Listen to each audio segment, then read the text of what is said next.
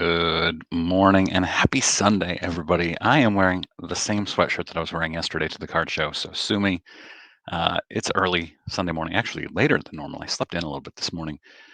This is my every Sunday series called Clearing the Bases, where I cover a bunch of dozens of different things that are usually smaller. And today they're all smaller. There's no major story here, but a lot of really fun, interesting things.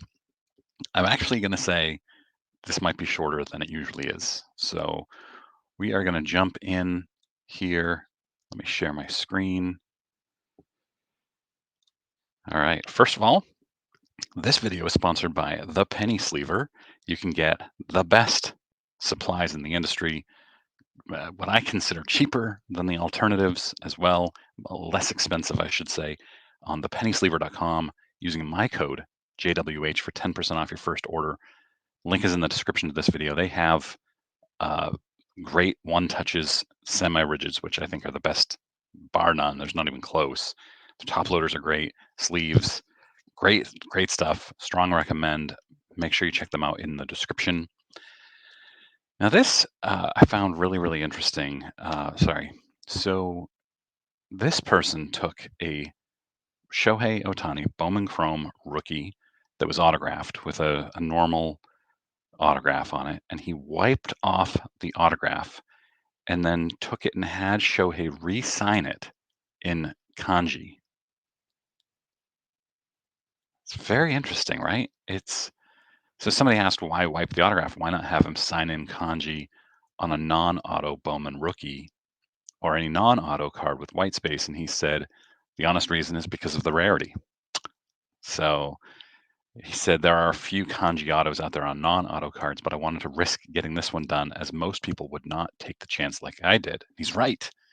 This card was blank for almost 3 years. So he wiped this card 3 years before and was just waiting.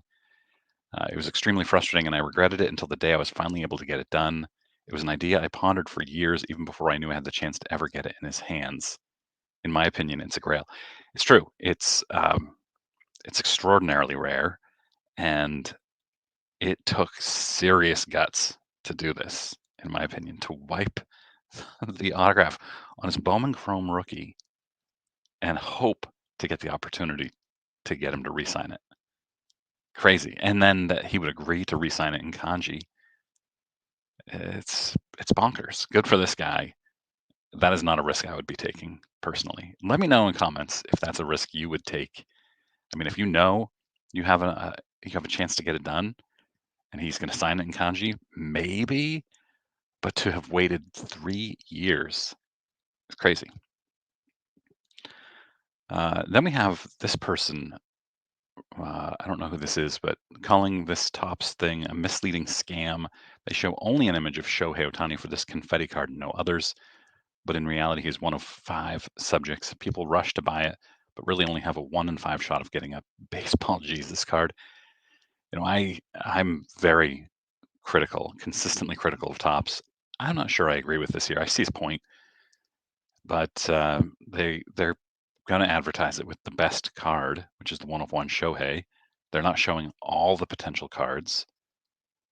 They can't. And right here, it's very clear that you can get Shohei, Mookie, Freddie Freeman, Walker Buehler, and Yamamoto. So I don't see what the issue is here. But again, as always, I'm curious for your thoughts really on any of these things I talk about. And then Jimmy the Rome, again, I don't know who this is, but he's begging eBay sellers to not pack their cards with base cards. The base cards just get tossed. There's tons of places to donate them if you can't sell or don't want them. I disagree. I like getting base cards. I often end up finding good cards. Like somebody just sent me a Walker Buehler rookie card mixed in with the actual card that I bought. So, and sometimes I get lucky like that. People don't value certain cards, and I do. So I disagree with Jimmy the Rome.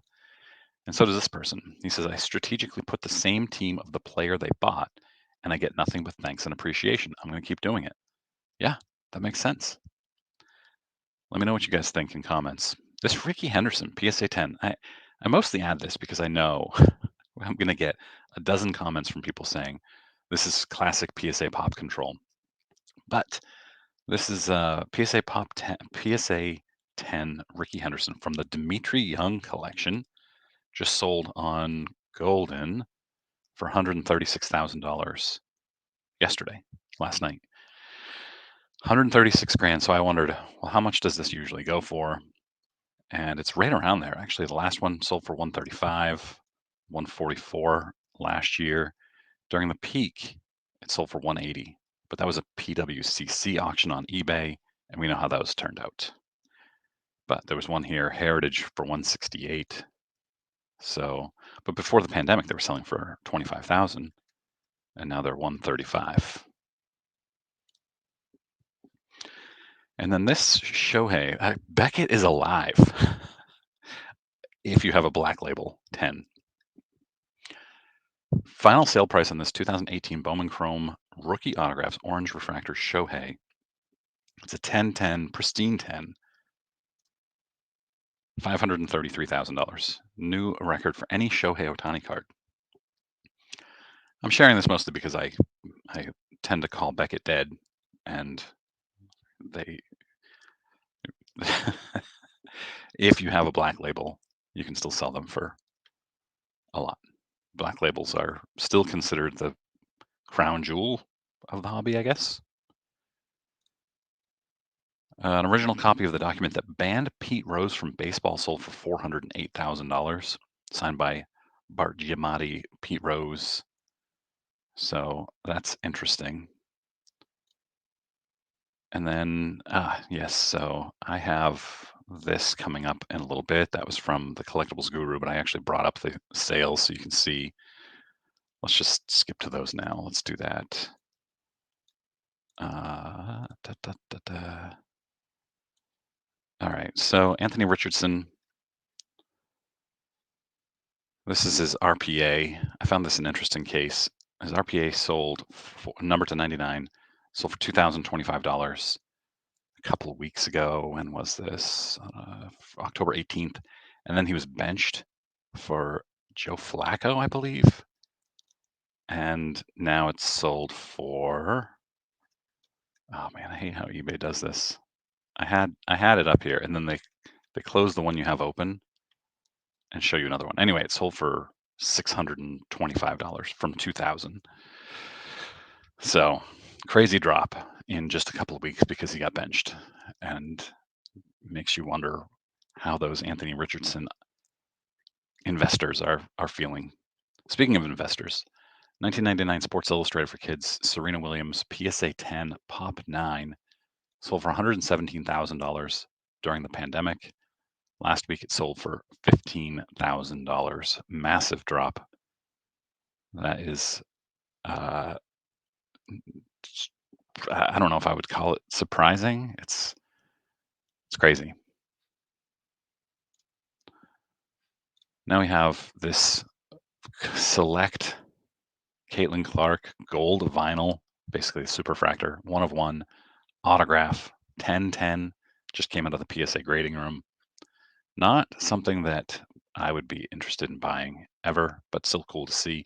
I actually don't even like select, first of all, but cool to see. This, though, is something that I would be interested in buying if I had however much money this is going to sell for. Pop 2, SGC 9, 1915 Cracker Jack, Shoeless Joe, none higher. Coming up in the Heritage Winter Auction. That is a beauty. Brad Lidge closed out the 2008 Phillies World Series championship, is creating his own trading card product with an artist. It comes with pieces of series clinching baseballs. I don't know how many baseballs there could be. And you can see, I've got it. Let's do this. It looks really cool. It's kind of blurry here, but he's pitching, and then he's got the baseball popping out of the card, it looks like. A piece of the baseball. I think that looks neat. It's not something I would buy, but very cool. And then these are things that I'm going to end up putting in my newsletter. So make sure you are subscribed at junkwaxhero.com. The link again is in the description. You can see the things I've talked about in my newsletter. recently. Chunkwaxhero.com. I'll put these in, like this bat used by Willie Mays for his final home run. That's a cool story behind that. Freddie Freeman's Game 1 Grand Slam winning baseball caught by a 10-year-old, and there's a video that goes along with it. Cool story. And 7 1952 Topps Mantle cards coming up in an auction. One thing I always wonder is how did they get this Mike Baker authenticated sticker perfectly centered and perfectly stuck exactly where they need it to? I would like to see. I would watch a video on that.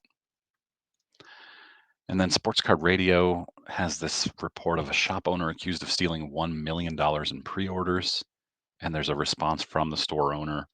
So again, in my newsletter, and then in my newsletter, I'm going to have a response to this. People love to hate on this set, but is 1991 Fleer really that bad? I'll have a response to that in my newsletter. And then I thought this was really cool. Don from The Show and Me, who I ran into at the show yesterday, and unfortunately missed getting him in the YouTuber photo. Saw this at the show, which I didn't see. 1964 Top Stand-Ups Progressive Proof Set, Proof Sheet. Very cool. Fun stuff. And then I always like to end this on something fun. Will Stern is showing this Bobby Witt Jr. card he's sending to his groomsman, MJ Melendez, and it's basically an invitation to his wedding. Custom card, custom. I don't know if I don't think the oh yeah, because the back of it's custom. So he must have taken. I don't know if this is actually out of 2024 card, but he had the back of it custom made, and then had PSA graded groomsman card. I don't know if they really graded it, but they added a label.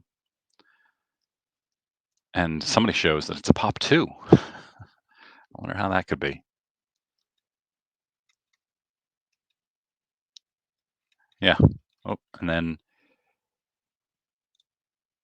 here's Best Man Mason Greer. I missed this before. Logan Britt, Best Man. So he's got a few of them. That's fun. I love that. As I said, shorter one this week. Not as much stuff going on. So hope you guys enjoyed and have an awesome Sunday. I will see you all later this week.